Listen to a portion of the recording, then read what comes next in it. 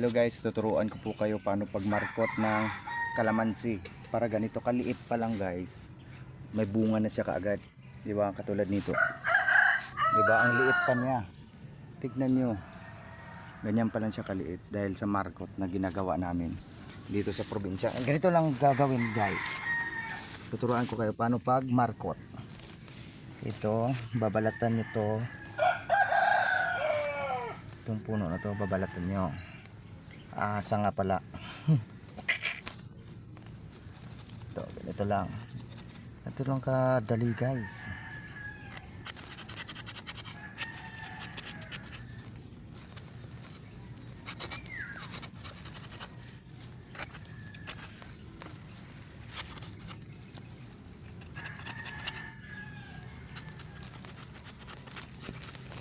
Kailangan paikot. Babalatan nyo to paikot. Kailangan wala ng ano talaga, wala ng balat. Ito para mabilis lang siyang umugat. Pagka umugat na siya, kung may ugat na siya, siyempre ililipat mo na.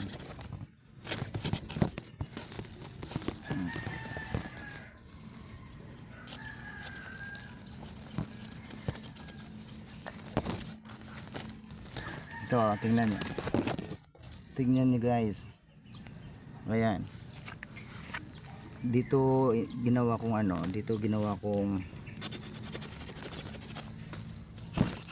pagbalat ng ganito dahil itong gusto kong imamarkot guys dahil may bunga na siya katulad nito.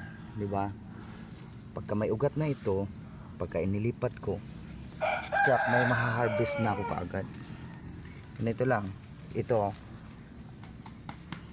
lagyan nyo lang ng ganito ng coco feet, ganyan lang guys. Tapos ano nyo na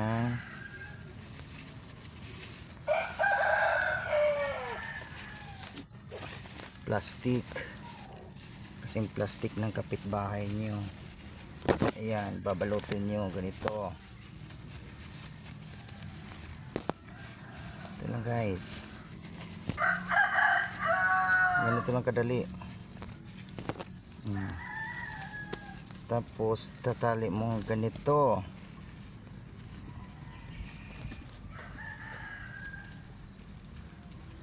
Ayan na. Kita nyo? Ayan. Antayin lang natin ng mga ilang araw. May ugat na yan siya. Tapos pag mangyari na yan, pag may ugat na, itatransfer nyo katulad nito.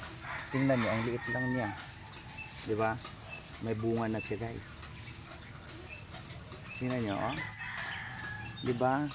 Ganun lang kadali magmarkot ng kalamansi.